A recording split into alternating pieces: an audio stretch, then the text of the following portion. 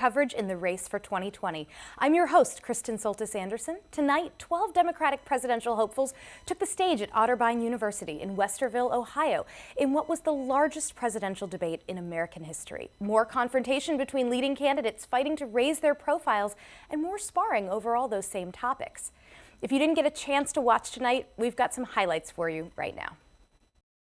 Impeachment is the way that we establish that this man will not be permitted to break the law over and over without consequences. In my judgment, Trump is the most corrupt president in the history of this country. I don't really think this impeachment process is going to take very long, because as a former prosecutor, I know a confession when I see it.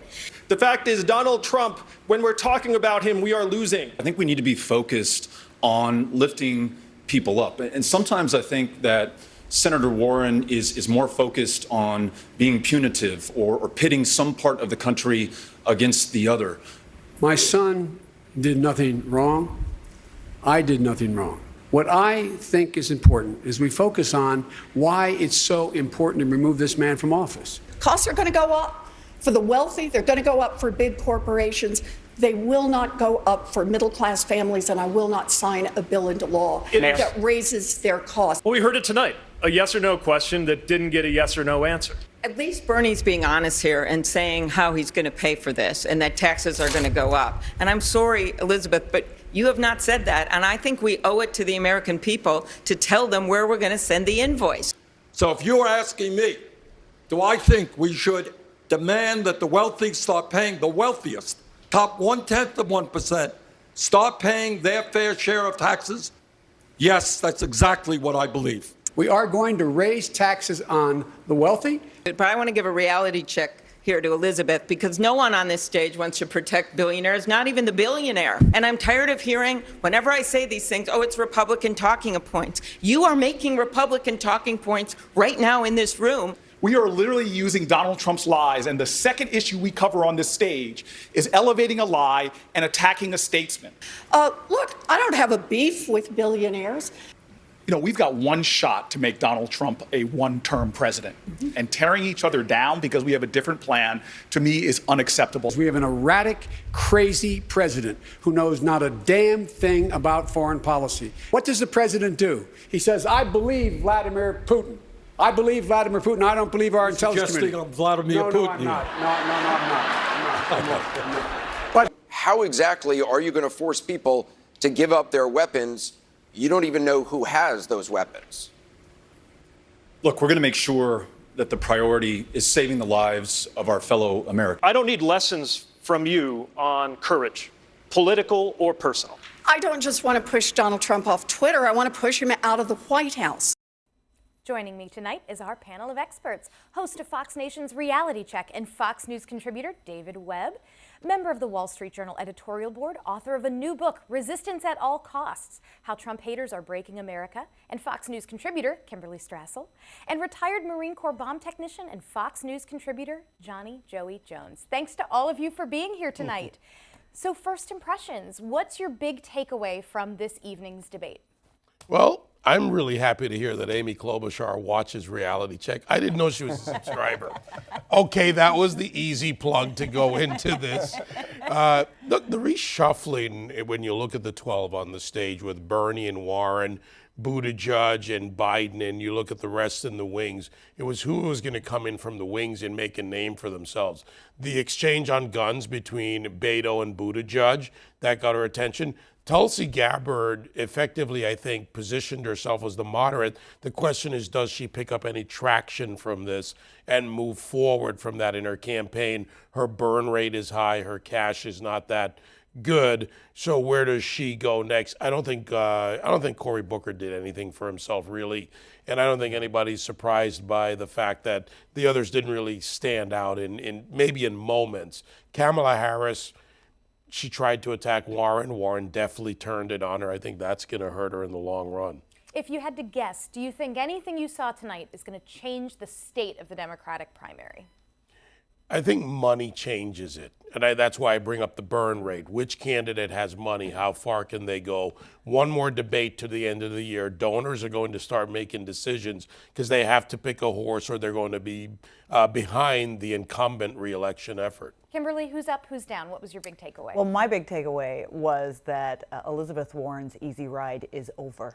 I mean, and you think about this, nobody has laid a glove on her. She has had a completely free ride throughout this entirety. And that includes the media as well, because they kind of like her, they kind of back her. She's there, I've got a plan for that, progressive.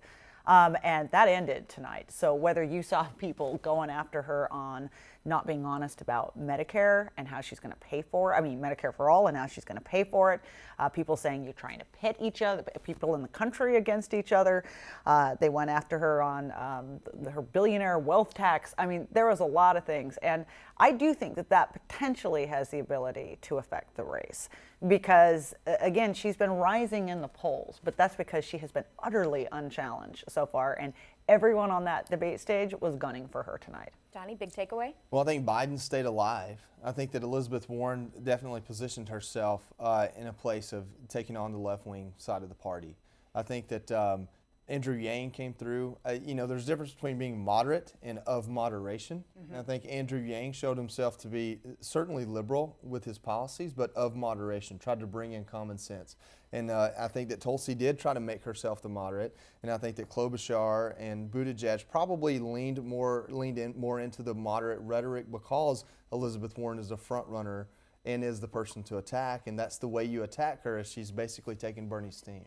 For folks that don't watch all 3 hours of these debates, sometimes the way they those consume lucky them, folks. they're watching baseball, they're living their lives.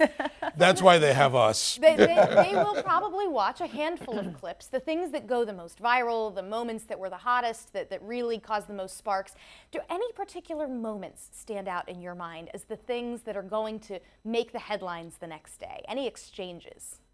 Well, I think one thing that stands out for me, I don't know if it'll be the exchange that makes the headlines, but, Klobuchar really going after Warren on this question about, and the same with Pete Buttigieg saying, you're not being honest about this. She was asked 3 times, if I remember correctly, saying. And the line was, your platform is, I've got a plan for that, but you can't tell us your plan for that. That's right. And also, you have endorsed Bernie Sanders' plan, and Bernie Sanders is honest that he's going to raise taxes for this. So are you really saying that you've got a different plan? And she just kept saying, look, I think the only point, let's be very clear. She starts everything with, let's be very clear, and then proceeded to not be clear at all and continue to basically, let's be honest, tell a falsehood to the country that suggests that she's not going to raise her taxes. She is, and she got called out on it. It's an effective strategy for her, though, and if you think about her appealing to her base and her support, that strategy has worked so far. The question is, how much longer can she take it? The challenge will likely be from Biden after this, because Biden either has to break out, get into the next debate. You know, we've seen front runners before, right? Even in the Republican primary in 2016, Jeb Bush, the front runners come and go. So if Biden doesn't effectively counter Warren, can she take all of this, keep that message in, that simple but not clear, not specific message? She's got lots of plans, and can she take that forward into the next debate? I think that's the challenge for her. On the Yang issue, it's curious, Joey, because Yang and Gabbard both kind of came across with different versions of moderation, I agree. But then can they take anything out of that and move it forward? Because if they don't get out of the wings, I don't know if they go much further. Well, you don't know, is that more to be a contrast and to try to fill a void that perhaps Biden is losing? Or is that because they've seen polls and they think that the Democratic base wants that? And that's the question at hand I don't have the answer to, but it'll be interesting to see once this heats up and people start going to polls. Well, are they slightly afraid now of this incredibly liberal, incredibly progressive set of policies that are being put forth by Warren and Sanders? And it seemed like at the beginning of these debates, everyone was just jumping on ship and saying, yeah, we're in for that too. Or are Democratic voters starting to say, okay, now it's getting serious and we understand that this is a capitalist country and we can't just pay for everything with a blank check? And are Yang and Gabbard and I guess Klobuchar trying to fill that void and be that person if Biden doesn't withstand the storm he's currently going through? Yeah, it's kind of funny. The person we haven't mentioned yet, the new guy on the stage, Tom Steyer. Well, but maybe that says something. I mean, all of us are looking at this from different points of analysis, Kristen, and Steyer hasn't been brought up. Well, he was unremarkable. I mean, Well, let's take a quick check-in, see how things were in the hall. We got to see from the screen, but let's bring in our eyes and ears on the ground tonight in Ohio. Lawrence Jones. Lawrence, what's going on? Hey there, Kristen. So, it was interesting. Earlier today, I had the opportunity to speak with people from Ohio and how they felt about a lot of the scandals that were going on. Hunter Biden obviously is the big story today. This is a mixed community. Westerville, a lot of them are independent, Republicans, Democrats. They could go either way in this election. And for a lot of the people that weren't partisans, that were supporting candidates besides Biden, it was a big issue. And it seemed like in the debate today that was really skipped over. It seemed like the other candidates weren't willing to make it an issue. And so it really goes back to this question. Are the Democrats going to start to distinguish themselves from one another, or is this just going to be a kumbaya fest? Well, one of the things we know is that Ohio broke for Donald Trump by 9 points in the last election. And tonight in the debate, a handful of topics came up, things like the opioid epidemic, automation, that seem to be particularly targeted at an Ohio audience. Does your sense from the ground there seem like they covered the sorts of topics that voters in Ohio are really going to be interested in? Yeah, healthcare was obviously a big issue tonight, but again, the moderators didn't push them on how they were going to pay for these plans. And so I feel like after attending, I think the last 3 of these debates, all of the debates so far, we're still left wondering. Healthcare is a big issue, but paying for that and reducing the cost is also another issue. And we really didn't get answers on that. They talked about a lot of reproductive health as well. It seemed like only one candidate was willing to say that they didn't want abortion in the 3rd trimester. And there's also the question about the economy. What is going to be the solution that the Dems are going to continue the economy? Are they going to run against the Trump economy? No one really had an answer for that. It seemed like they were willing to go after big business. They talked about minimum wage a little bit, but none of them had a plan that was going to put more Americans back to work, create a tax base that was going to incentivize more businesses to come here. Now, there are always expectations heading into these debates, especially for someone like Elizabeth Warren, who'd seen a surge in the polls recently. What's your take on how these candidates met or exceeded or fell short of expectations? Who comes out ahead tonight? Well, as I always say after these debates, if the person that is leading, which I would still say, even though Elizabeth Warren is surging in the polls, Joe Biden is still the guy to beat. And if you don't take him out, he wins at the end of the day. I think Elizabeth Warren had a weak performance today. I think Cory Booker came out surging a little bit. Amy Klobuchar came out swinging a little bit. Tulsi had some moments there, but no one could give the KO to Joe Biden. And a lot of them didn't press him on some of the issues. Right now, he still looks like the adult in the room. A lot of these candidates, Bernie Sanders included, have a lot of extreme plans. They don't tell you how to pay for them. It doesn't seem like they're going to get the majority of America and those independent voters to support them. And so it looks like Joe Biden is the experienced one, which is troubling for a lot of Democrats, because it didn't seem like that type of Joe Biden that we saw today, because he still had a lot of stumbles, a lot of gaffes today, is going to be able to take Donald Trump in a general election. Well, Lawrence, thank you so much for joining us tonight with your insights from being on the ground in Ohio. Thanks a bunch. So all the Democrats on stage tonight made it clear they collectively support the impeachment proceedings and have no choice but to go on with the inquiry. Let's take a listen. Sometimes there are issues that are bigger than politics, and I think that's the case with this impeachment inquiry. Impeaching and removing this president is something that the American people are demanding. They're the voice that counts, and that's who I went to, the American people. We shouldn't have any illusions that impeaching Donald Trump will, 1, be successful, or 2, erase the problems that got him elected in 2016. My son did nothing wrong. I did nothing wrong. What I think is important is we focus on why it's so important to remove this man from office. Not only did the Mueller report point out 10 different instances where the president obstructed justice or tried to, but he is ongoingly, in an ongoing way, violating his oath of office and abusing his power. We have to impeach this president, and the majority of Americans not only support impeachment, they support removal. He should be removed.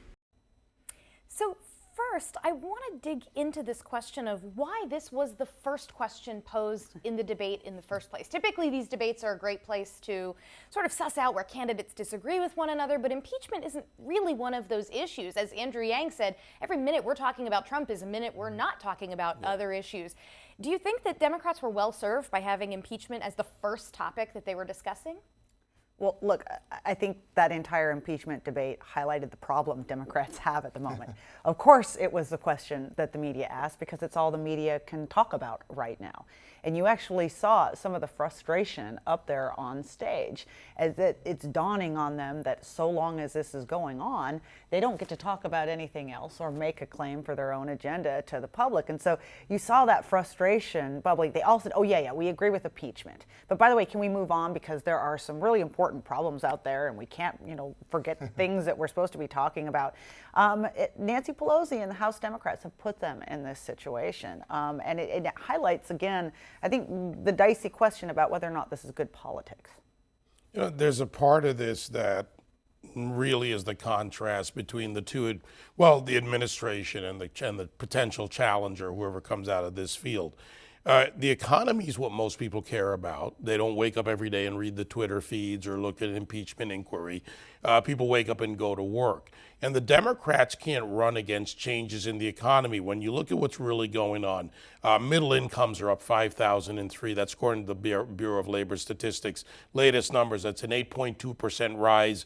Obama years was, I believe, 1.7, a little under 2%. You look at the changes that are happening, longer term, better quality jobs. It's not perfect in any way, but how do Democrats run against that? Because that's where the voters are. And when it comes to the incumbency factor in politics in America, especially the presidential, Americans tend to not want to give up what's working, no matter what you send to them. If somebody says, look, I've got a job, I know I'm going to have a job next week, it looks good, I can take a risk, business startups are up, business filings are up. You look at all these factors, it gives you a different, you add consumer confidence. You look at these factors, and that's what people live with daily. And if they go to that, if the moderators ask that question, then what are they going to say? They're going to talk about Medicare for all, and we're going to tax 2 cents off this and whatever. Or sub-issues, automation. Right, and now, an automation. By the way, they didn't actually talk about automation correctly. We were kind of talking through this. You had Andrew Yang sort of fighting against Elizabeth Warren about whether automation really exists as a problem. Johnny, I want to come to you, though, on a final impeachment question, which is that Joe Biden set a pretty high bar for himself and for his son in this debate tonight by saying, my son did nothing wrong. Has he put himself at risk by sort of taking the position, my son did nothing wrong? No, perhaps he should have stopped at I did nothing wrong if he believes he didn't. I think that it's important to note that a lot of Americans are going to watch this debate that aren't regular CNN viewers. There are a lot of people that don't already drink their Kool-Aid that are watching this debate tonight. And when you have someone like Joe Biden, who is facing this problem of whether or not he used his own position wrongly, say that Donald Trump is the most corrupt president ever. And when they use these terms that are so final and they're so, strife with partisanship, and they say these things, I think the American people are less likely to care because they see it through a purely political lens. And so when they start the debate off with this impeachment, that tells the American people, oh, this is a Democratic strategy. This is not what our country is facing. This is what Democrats are trying to use. And in my opinion, impeachment right now, at this point in Donald Trump's presidency, impeachment on the last straw they can grasp at is an admission that they can't win on ideas. And I think that that's very dangerous for them. And we already see that it's translating into fundraising for President Trump. And so I think the American people are already fed up with this before it gets started. So Democrats were not really interested in going after former Vice President Joe Biden on this issue, but there were some fireworks. I want to go to a clip of what I think was one of the more explosive exchanges of the night, where Senator Kamala Harris tries to use a similar tactic as she did with Joe Biden when she took a swipe at him over busing, where she goes after Elizabeth Warren on tech. Let's take a listen. Senator Warren, I just want to say that I was surprised to hear that you did not agree with me that on this subject of what should be the rules around corporate responsibility for these big tech companies, when I called on Twitter to suspend Donald Trump's account, that you did not agree. I don't just want to push Donald Trump off Twitter. I want to push him out of the White House. Join me in saying that his Twitter account should be shut down. Let's figure out. No? why it is that we have had laws on the books. So last time we had one of these exchanges, Kamala Harris actually went up in the polls by about 10 points. Yeah. Slowly eroded. She's back down in kind of 5% land. Will this give her another one of those boosts or no? No. Tell me and why. I'll tell you why. The first one was a race question. And it's an issue that they can play to the base on race when she, the crying child and Biden and the image of the black young girl and the white, you put that dynamic into it. On this issue, it's a lot more nuanced for most Americans, and it just doesn't have that emotional response. I would just say, I think one thing we're learning about Kamala Harris is, you watch these performances, she almost seems so calculated at times as to be irrelevant. And what I mean by that is that you have all these people up there, and we know what the main issues were that were discussed on that debate stage. We're having very controversial discussions about Medicare, controversial discussions about guns, controversial discussions about other foreign affairs. And she just continues to pop in there with these occasional comments that seem to be aimed at certain audiences that are going to get her some support. She had her reproductive rights moment, and then this issue about Twitter. And they might get you a little viral activity, as you're talking about, but it makes it so that she doesn't look as though she's fundamentally part of the grown-up discussion going on there. And in that particular exchange, if I'm not mistaken, this was late in the debate, and Elizabeth Warren at the beginning was not doing very good defending herself against these punches, but that particular exchange ended with Elizabeth Warren going back at Kamala Harris saying, how can you say you're going to break up these tech companies or do something with pharma if they're funding your campaign? And so it felt to me like it turned into a very good tee-up for Elizabeth Warren to finally, in this debate, hit back on some of these attacks and get a win out of it. And to me, I believe that exchange ended with a win for Elizabeth Warren. Yeah, very well may have backfired. Well, tonight, another big topic of discussion for Democrats on the stage was gun violence and weapon buybacks. Let's take a listen. How are you going to take away weapons from people who do not want to give them up and you don't know where they are? If someone does not turn in an AR-15 or an AK-47, one of these weapons of war, or brings it out in public and brandishes it in an attempt to intimidate, as we saw when we were at Kent State recently, then that weapon will be taken from them. If they persist, there will be other consequences from law enforcement. If the logic begins with those weapons being too dangerous to sell, then it must continue by acknowledging with 16 million AR-15s and AK-47s out there, they're also too dangerous to own. I'm not going to give these police officers another reason to go door to door in certain communities because police violence is also gun violence. Every single one of them is a potential instrument of terror. I don't need lessons from you on courage. Congressman, you just made it clear that you don't know how this is actually going to take weapons off the streets. We can't wait. People are dying in the streets right now. We can't wait for universal background checks. We cannot wait for purity tests. We have to just get something done. So, Johnny, there's a lot that was discussed about the gun issue in here. One of the big things that the Democrats talked about a lot is universal background checks, something that in polls consistently is popular. Tell me what you think the Democrats may have missed in this debate on that Well, issue. they're giving a master's degree on misinformation with any of this. I could shoot holes through Beto's words since he began with this. I'm glad he finally educated himself a little bit. He's been saying there's 10 million ARs and AKs. Tonight he said 16 million. Perhaps by the last debate he'll get the number right, which is about 20 million produced and enough parts and pieces to make another 100 million. So the fact is he's offering a solution that might have saved dozens, and in quoting 40,000 people dying from gun violence. And so what he's offering up and not realizing it is that what the solution he's looking for doesn't solve the problem to begin with. So he's not addressing the problem, and he can't see past his nose, so he doesn't understand it.